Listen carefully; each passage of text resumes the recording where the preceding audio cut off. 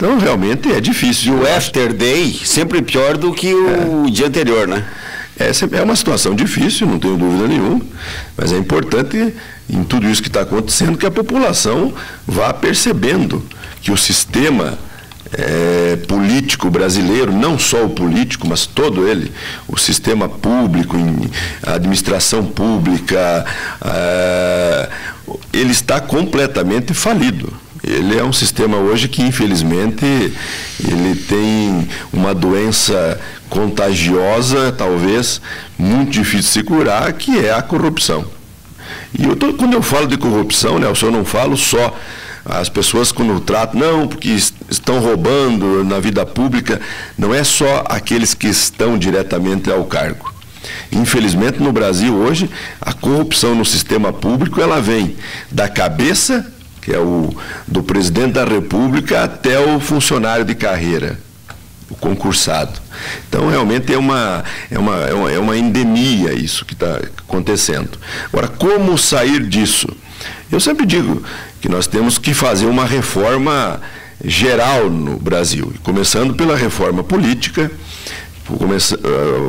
continuando pela reforma tributária, pacto federativo, reforma do judiciário, reforma administrativa, porque hoje você ser um ordenador de despesa, desde o município até a presidência da República, se você for cumprir para a passo o que manda a legislação, o que manda o Tribunal de Contas, o que manda a Constituição, o Ministério Público, o Legislativo, o Executivo leva uma obra que na iniciativa privada se constrói em 30 dias, no Executivo ela leva 30 meses.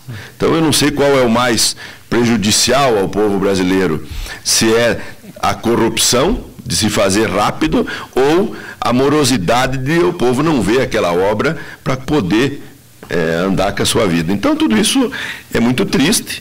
Eu reputo que é uma situação realmente que o Brasil vai ter que sair disso, tenho certeza, maior. Eu não vejo outra saída a não ser a eleição do ano que vem, certo? Um futuro presidente da República que seja legitimado pela população, pela maioria da população brasileira, mas que no seu discurso de campanha ele realmente se comprometa a fazer o que deve ser feito. Porque não adianta ir para uma campanha igual a ex-presidente Dilma falando uma coisa, se na realidade teve que fazer tudo ao contrário.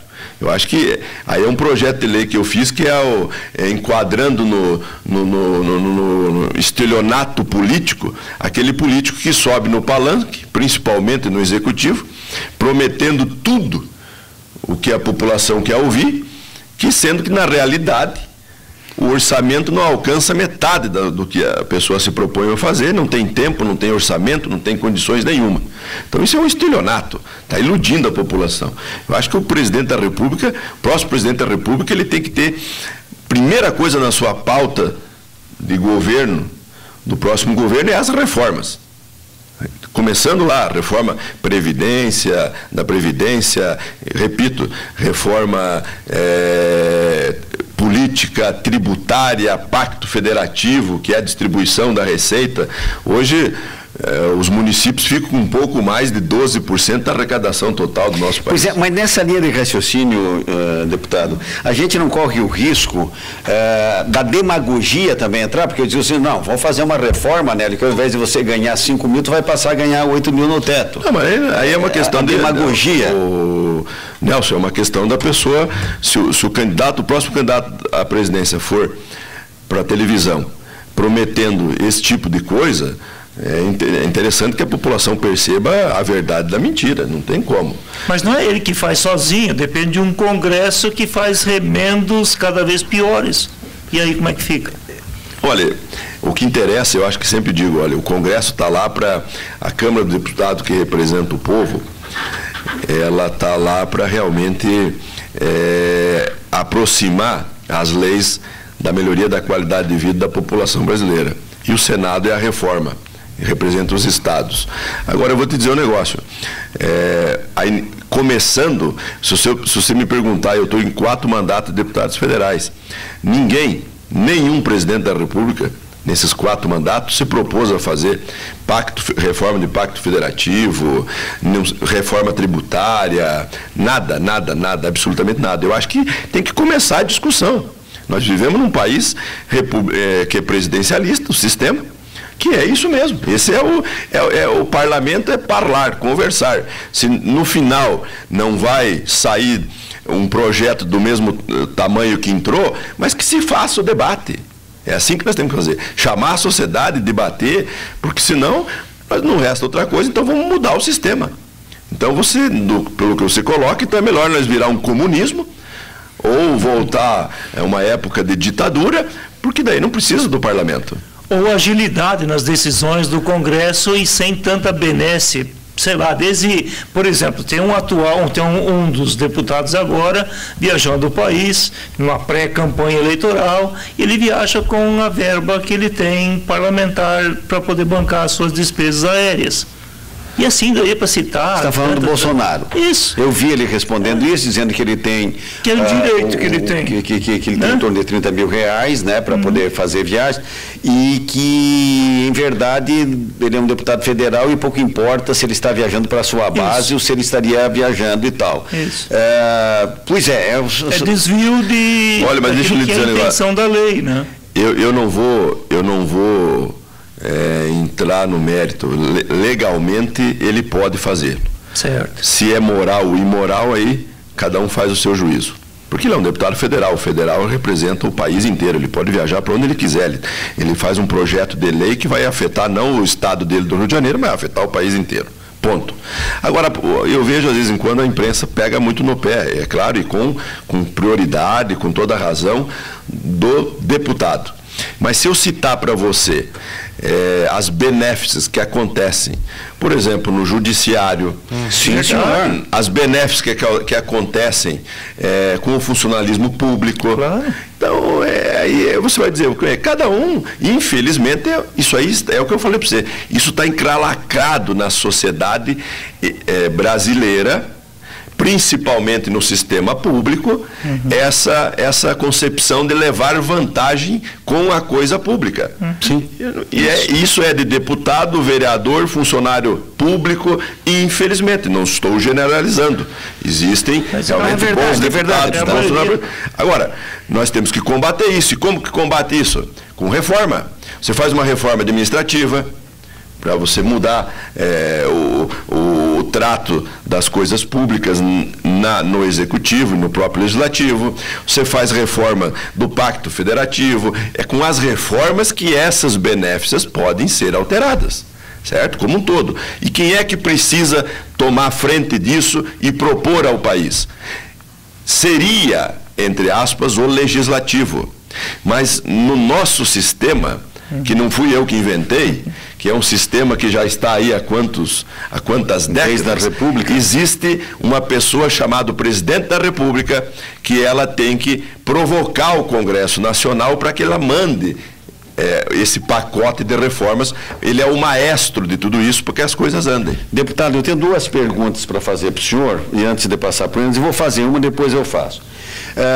E até porque na redação aqui, quando nós estávamos tratando da pauta, do que nós conversaríamos, o senhor fatalmente veio essa pergunta. Saiu uma lista, o senhor começou a falar aqui da dupla dos bonitões de Goiás lá, o Wesley e o Joesley e não sei o quê, 2 vagabundos, tá? Que se tornaram bilionários com dinheiro público. E eu costumo dizer o seguinte, dessa gaita para mim, de graça, do jeito que foi dado, os irmãos Marinho ficam no chinelo perto do Nelson. Eu faço uma rede de comunicação, se me der esse dinheiro de graça, do jeito que der para ele, eu também viro gente grande.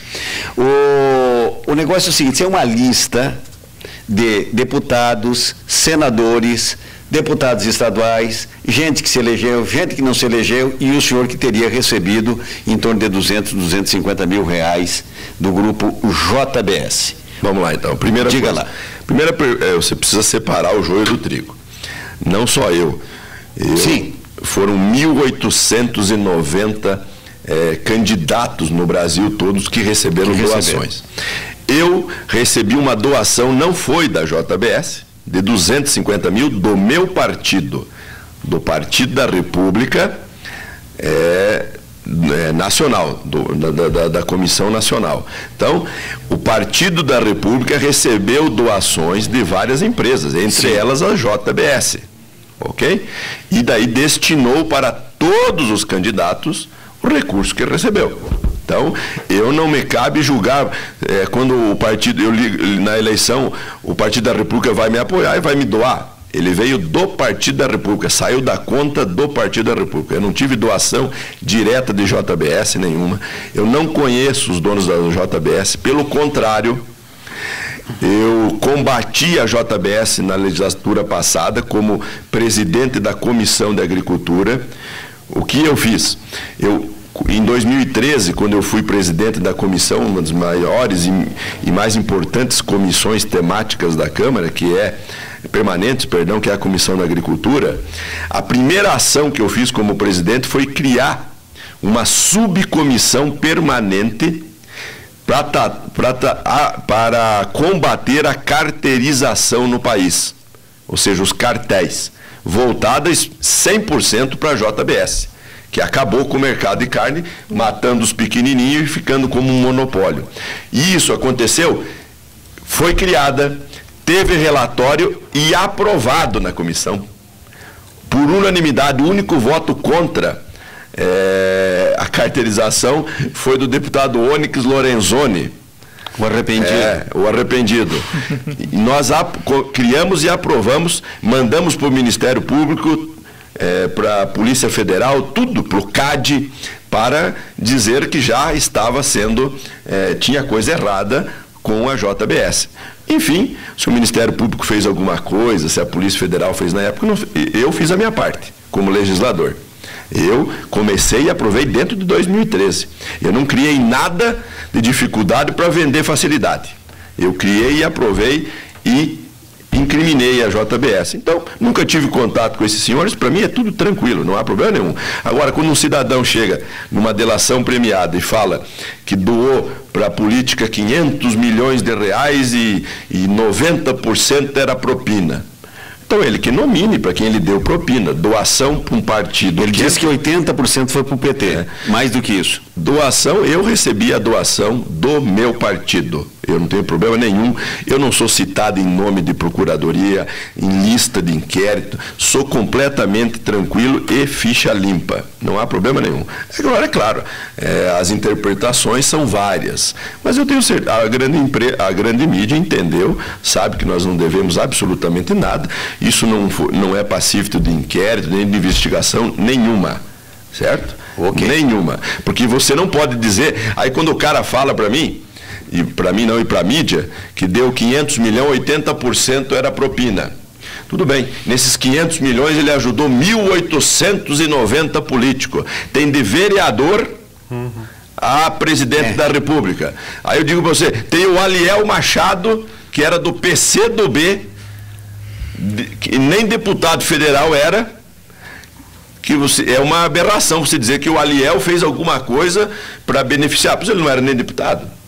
Então, e um vereador de uma cidadezinha pequena lá como se chegasse São Paulo, Palmas e fosse... E daí o vereador tivesse algum poder, algum poder político para beneficiar a JBS ou para ajudar-lhe a algum tipo de corrupção. Então isso infelizmente, essa generalização... Porque apareceu, deputado Jacobo, por exemplo, comentamos aqui em outros programas o seguinte, na relação, tem um tal de Sargento Vanderlei que eu não conheço, tomara que seja gente boa, mas não conheço, que recebeu 10 mil. Isso não, para o sujeito que diz que está negociando com o presidente da República 500... Não, a grande verdade, Nelson, é que essa delação deu para você perceber como foi baseado, infelizmente, os governos do presidente Lula e da presidente Dilma. O delator deixa bem claro que depositou numa conta da Suíça, tem lá os depósitos, extratos, a mando dos presidentes e com a aquiescência e a ciência de tudo que acontecia do ministro Guido Mantega, quase 500 milhões de reais, ou seja, 150 milhões de dólares, para que usassem eles da forma que desejassem. Então, precisa se levantar tudo isso. Isso é uma aberração. Uma empresa que sai. Aí eu fico indignado com o Ministério Público. Você veja bem, uma delação que aconteceu num prazo recorde de 15 dias. De 15 a 20 dias. Certo? Os caras roubaram o nosso país. Saíram de um faturamento de 4 bilhões, quando conheceram o presidente Lula, por ano, chegaram a um faturamento, depois de conhecer o presidente Lula, a presidente Dilma, de 160 bilhões. Certo? Tudo isso é impulsionado por recursos emprestados do BNDES, do povo brasileiro. Porque é muito fácil, aquilo que você falou antes, empresta para você 14 bilhões de reais para você pagar em 20 anos, com 5 anos de carência, com juro de 3, 4% ao ano. Você compra tudo que é rádio no Paraná, no Brasil, você vai ser o maior radialista do nosso país. Com esse dinheiro, os caras fizeram tudo isso que fizeram, certo? Então, existe aí e ele deixa bem claro que esses 150 milhões de dólares, quase 500 milhões de reais, ele depositou nesta conta a pedido dos presidentes. Por quê? Porque era cada benefício que trazia esses governos, ele depositava uma quantia. Então, isso para mim me deixa estarrecido, porque o Ministério Público, que faz uma delação da forma que fez, da rapidez que fez, recebe 220 milhões de reais para limpar a barra de 7 delatores. Porque pessoa jurídica, você é advogado, não vai para a cadeia. Quem vai para a cadeia é pessoa física. Então, nesse caso, o cara foi malandro para mim, deu uma volta em cima do Ministério Público. Por quê? Porque pagou 220 milhões de reais para livrar a barra de 7 pessoas físicas, e na pessoa jurídica ficou lá o Ministério Público falando sozinho que queria 14 bilhões. Você acha que eles vão pagar? Fora isso, ele cometeu mais 2 crimes depois disso, que foi lesar o sistema financeiro, quando ele só na Bolsa de Valores esse grupo ganhou, na cotação do dólar, 269 milhões de dólares, porque eles compraram quase mais de 1 bilhão de dólares no mercado, quando o dólar estava na alta, e venderam na baixa para vender na alta. Então, você veja bem, 269 milhões de dólares chegam hoje a quase 650 milhões de reais, pagaram 220 milhões de multa, embolsaram ainda 400 milhões e estão rindo da nossa cara lá em Nova York, com iates luxuosos, apartamentos na Quinta Avenida de mais de 200 milhões de reais, limpo, leve e solto. Para mim, um cidadão desse tinha que estar na cadeia. Com certeza. Então eu não entendo qual foi a motivação de toda esta pressa do Ministério Público, fica no ar, certo? Para fazerem esse absurdo que fizeram. Mas eu confio na Justiça, eu tenho certeza absoluta, e o povo brasileiro está vendo, que o Supremo Tribunal Federal vai anular tudo isso e vai botar esse cidadão na cadeia. 12h28, a agenda vai até que hora? 10 para 1, é isso? Por aí? Podemos tocar. Diga lá, Enes. Mas é impressionante o que esses dois fizeram, né? Olha, ele tem um jato moderno, 65 milhões de dólares, ele já mandou para lá. E mandou esse iate de 3 andares, né? Interessante o seguinte, ele sugeriu uma placa para colocar já em inglês, "We can". Claro. Interessante, né?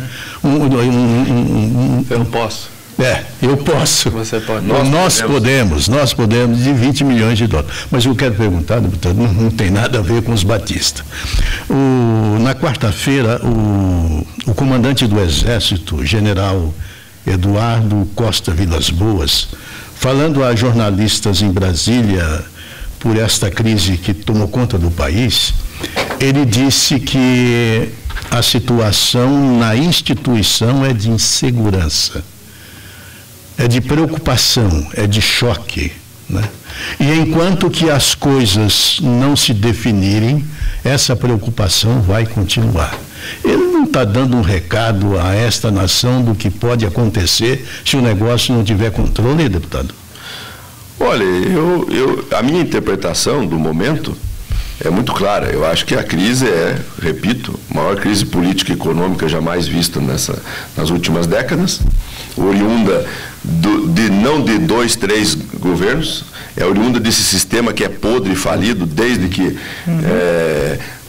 Pedro Álvares Cabral descobriu o Brasil, certo? Vem essa cultura do quanto mais melhor para benefício próprio, infelizmente, e foi se criando e agora explodiu. Agora a sociedade realmente está vendo que tem muito mais coisa, certo? Não é só na vida política, a corrupção virou uma endemia no seio, infelizmente, da sociedade brasileira. Então é preciso mudar não só o sistema, mas que a pessoa se perceba, os brasileiros, que a vida não é só levar vantagem. É realmente diferente de tudo isso. A opinião minha é clara, eu acho que ninguém vai fazer nada que não esteja na Constituição, certo? O Brasil lutou muito para chegar nessa pacificação constitucional, que eu acho que não vai... É claro, se houver, eu não acredito nisso, grandes badernas, etc., o Exército vai ter que intervir na sua proporcionalidade. É prerrogativa do Presidente da República manter a ordem. Nessa intervenção que nós tivemos na quarta-feira, né? Lá em Brasília, que tivemos o presidente pediu ao Exército, foi uma coisa muito clara. Por quê? Porque as forças nacionais, elas são incumbidas disso também. Mas tínhamos em Brasília 100 homens, a maioria já distribuída em todos os estados. A Polícia Militar do Distrito Federal, ela não pode deixar uma região como Samambaia, Taguatinga, que são lá 400, 500 mil famílias morando, tirar todo o seu efetivo para deixar guarnecer o Congresso Nacional. Aí você imagina você tirar toda a polícia do Distrito Federal, do entorno, de tudo. O Brasília tem quase 3 milhões de habitantes. Então, e foi por isso, foi pela falta realmente de efetivos que foi tomada essa decisão. Eu não vejo nenhuma excesso nisso. O Exército veio, colocou ordem na casa, no outro dia foi embora, porque o que fizeram lá em Brasília, esses baderneiros, se você for ver, eu entrei no Ministério da Agricultura no outro dia de manhã, pegou fogo em andares inteiros, foi um troço, eu nunca vi isso, nós está parecendo uma guerra civil. Então, infelizmente, eu acho que os protestos são legítimos, são bem-vindos, mas agora dentro da paz e da normalidade. Né? Claro. Quem está no WhatsApp, daí nós vamos fazer um pequeno intervalo. O Nelson do Jardim Santa Rosa diz que é leitor do deputado Jacob e pergunta quando vamos acabar com a excrescência da coligação de partido e a aprovação da cláusula de barreiras. Olha, eu sou um assíduo e sou um entusiasta das reformas. E a primeira que tinha que ter é a política, né? Porque não fui eu que criei o sistema político que está hoje em vigor e está aqui, diga-se de passagem, há quantas décadas.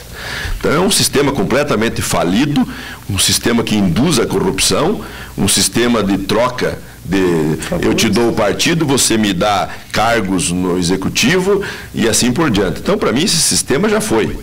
Agora, é preciso vontade do Congresso Nacional, e eu nunca canso de dizer que, infelizmente, o povo brasileiro manda para Brasília, estou falando da Câmara de Deputados, Nelson, cada tranqueira para ser deputado federal que é de chorar.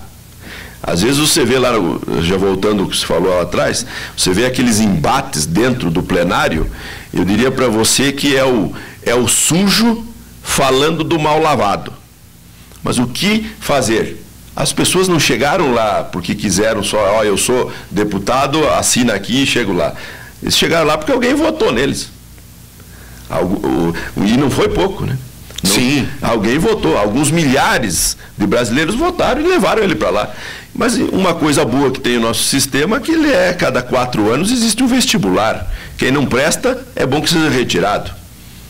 E quem presta, é bom que fica. E diga-se de passagem, hoje a maioria Eu diria para você, a maioria, de 100% hoje do Legislativo, eu diria para você que 60% está contaminado, por algum motivo. Não diria só corrupção, porque não é só a corrupção que leva o Brasil pro barranco. É a falta de interesse em realmente fazer um bom trabalho, é a falta de conhecimento do que é ser deputado federal, do que é legislar. Então, infelizmente, agora, reforma política, se o cidadão amigo me pergunta, eu sou eu sou um assíduo e convicto que teria que ser feita já há muito tempo. Não acredito que vá ser feita ainda esse ano. Deputado, nós temos que fazer um pequeno intervalo. Eu tenho uma tese comigo, deputado. Propõe o seguinte, porque é difícil você pegar no ser humano e ele querer legislar alguma coisa que possa lhe tirar benefício ou coisa parecida. Então elege uma Assembleia Constituinte. Não, faz uma reforma e diz assim, ó, vai começar a valer para daqui a 8 anos, daqui a 2 legislaturas. Entendeu? Daí pelo menos nós sabemos, até aqui vai ficar essa baderna, vai virar essa confusão, mas lá em 2000 e não sei o que, a coisa vai entrar num outro sistema. Aí eu penso que alguém poderia fazer isso, porque a cada 6 meses, agora vão vir, por exemplo, você está lá, o presidente Maia, da Câmara dos Deputados, ele está na fita do tal da Lava Jato, ele vai infartar, hein? Porque ele está da cor desse papel aqui, ele está branquinho, a gente está vendo ele, e com esse tiroteio todo ele vai acabar infartando aquele moço. Mas pelo sim e pelo não, já está todo mundo querendo que ele renuncie o direito dele ser presidente, caso o Temer deixe de ser presidente. Por quê? Porque ele está... Aí sabe qual é a grande sacada? Vamos pegar a lista fechada. Entendeu? Já vai vir nominadinho. Você acha que em que colocação o partido do Maia vai colocar ele na lista? Ele vai pegar 3 votos e vai ter eleito. A grande verdade é que nós sabemos da necessidade. Agora você chega numa casa onde são 500, primeiro que existe, é muito deputado, 513, devia reduzir isso numa reforma administrativa, política, a primeira coisa, reduzir isso para no máximo 300 deputados. Senador devia ter no máximo 2 por estado. Mas enfim, não fui eu que fiz a regra. Está lá. Agora, vontade e ideias tem para todo lado. Eu tenho a minha posição, eu acho que realmente coligação, coeficiente eleitoral, isso devia acabar tudo. Devia ser uma lista, não sou a favor de lista fechada, não sou a favor de financiamento público para campanha. É uma vergonha o Brasil ainda ter que pagar financiamento para políticos, sendo que já paga para o fundo partidário de partidos. E não tem, o partido que financia o seu candidato com o seu fundo, não precisa mais nada do que isso. Agora, eu sou a favor do voto na majoritária, para o Legislativo também. Quantas vagas temos de deputados, quantas cadeiras de deputados federais no Paraná? São 30. Os 30 mais votados dos estados estão eleitos. O 31 é o primeiro suplente, o 32 é o segundo e acabou. E o milésimo é o milésimo e temos conversado. Depois do intervalo, mas olha, bem rapidinho para nós se despedir do deputado aqui. A Cultura de Voz está apresentando programa Contraponto, a voz do povo. 12h39. Juliana escolheu casar, encontrou o par ideal, escolheu ter um filho, teve o segundo, resolveu parar no terceiro e formou sua família. Escolheu uma casa no campo, 3 quartos, vida tranquila, escolheu viajar de carro nas férias, escolheu as roupas, preparou a bagagem, encheu o porta-malas, escolheu a rota, o horário de saída e saiu. Mas a Juliana também escolheu furar o sinal vermelho. A sua escolha faz a diferença. No trânsito, seja consciente. Detran e Governo do Paraná. Chegou a oportunidade que a sua saúde merece. Agora, o Itamed oferece carência zero para clientes de outros planos de saúde. Mude já e conte com a qualidade do Hospital Ministro Costa Cavalcante e a melhor rede de serviços credenciados em Foz do Iguaçu e região. Ligue 45 35 76 8005. Promoção por tempo limitado. Itamed. A sua saúde merece essa chance. Consulte condições em itamed.com.br. Luz é vida. Uma boa iluminação comunica. Em casa, um ambiente acolhedor. Na empresa, destaque e vibração. Na loja, sedução. Na igreja, misticismo e reflexão. Enfim, para cada caso, a Andi Materiais Elétricos alia tecnologia, inovação, as marcas consagradas em ambientes desejáveis. Só a Andi pode oferecer tudo isso com uma assessoria profissional, onde você venha otimizar custo e benefício. Andi Materiais Elétricos, Avenida Paraná 480, fone 3528-9192 em Foz. Ponha mais luz em sua vida. Ponha Andi Materiais Elétricos. A Destro atua no mercado de alimentício e construção, distribuindo confiança a seus clientes. Visite a empresa e confira nossos preços. Telha Multilite 4mm, 10,90. Telha Multilite 6mm, 39,90. Vaso com caixa acoplada em cepa, 229,90. Tubo esgoto 100mm, 27,90. Forro PVC 10,40 um metro quadrado. Argamassa porcelanato cinza 17,90. Oportunidades de fazer economia é na Destro. Rua José do Patrocínio, esquina com Rua das Missões, Vila Portes, fone 2102-2500. Destro Macro Atacado, distribuindo confiança. Economia todo dia é só no KF Supermercado. Você encontra as melhores ofertas para o seu dia a dia. Confira as ofertas para esta quinta e sexta-feira. Bisteca bovino quilo, 13,98. Pão francês quilo, 5,98. Café Caboclo 500 gramas, 7,98. Farinha de trigo Sol 5 quilos, 7,98. Amaciante de roupas Xodó 2 litros, 2,98. Sabão em pó assim 1 quilo, 3,98. Cerveja Bavária 473 ml, 1,79. Beba com moderação. Amigo cliente, informamos que nesse sábado, dia 27, acontecerá o nosso 19º Saldão de Mês. Você não pode ficar fora dessa. Vem para o KF Supermercado, o lugar certo para você economizar. KF Supermercado, na Avenida General Meira, em frente à entrada do Clube Maringá, Jardim das Flores. Fone 3572-5904.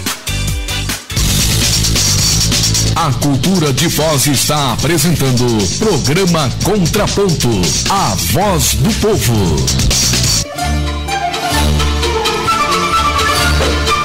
Agora são 12h42 com 42 segundos. Um abraço para o Mário Almeida, meu querido amigo Mário Almeida. Ele pega o Eli, leva lá para ajudar a fazer o programa dele, faz não sei o que e tal. Quando o deputado Jacob se atrasa 5 minutos para gravar o programa lá, nossa senhora, aí ele fica todo bicudo comigo. Um abraço, Mário.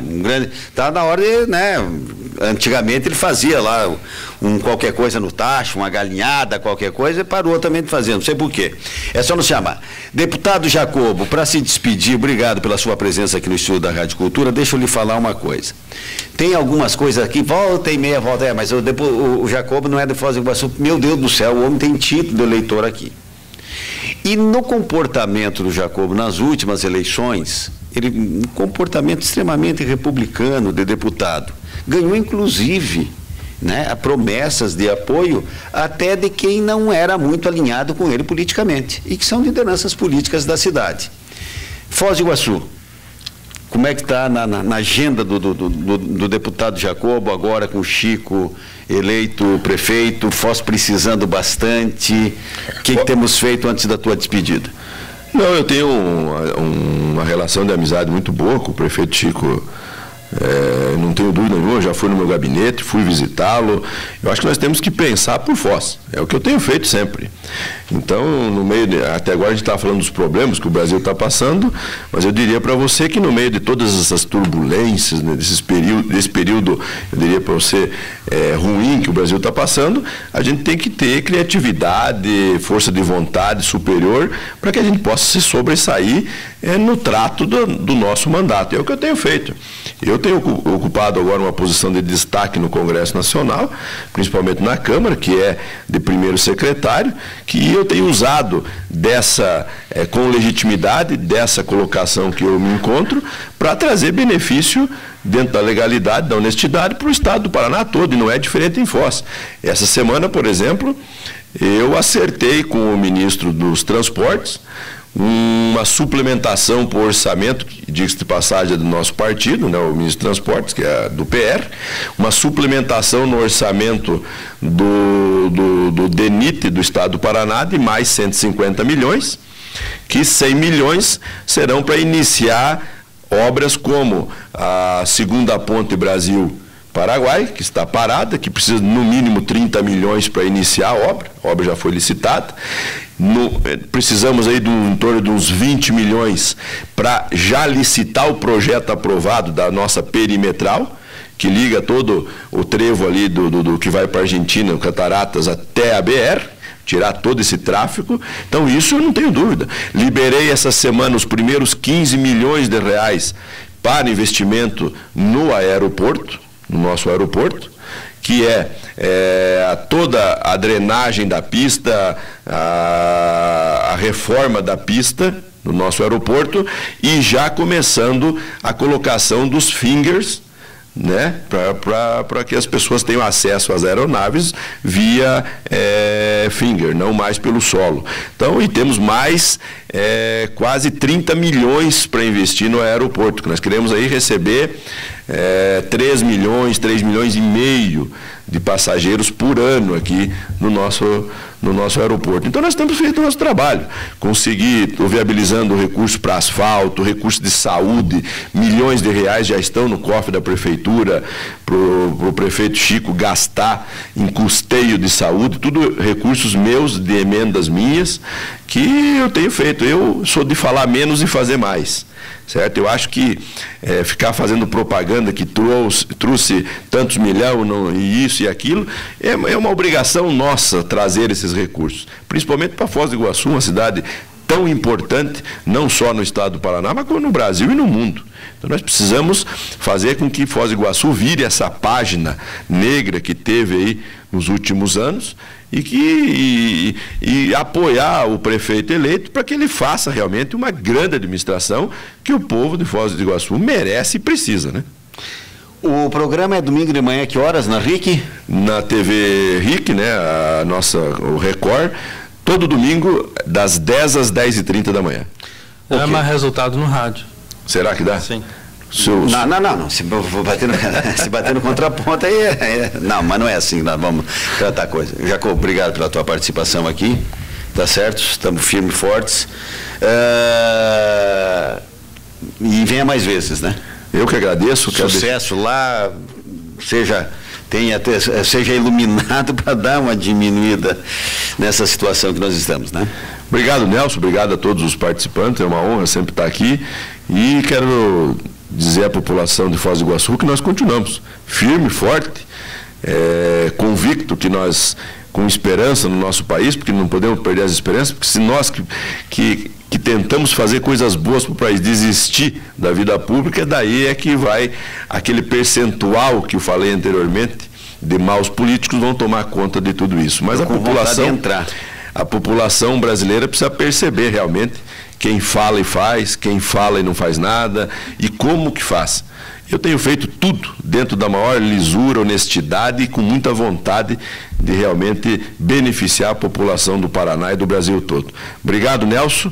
Obrigado a todos vocês e um grande abraço à nossa população de Foz do Iguaçu. Mais um pequeno intervalo daí para terminar o programa.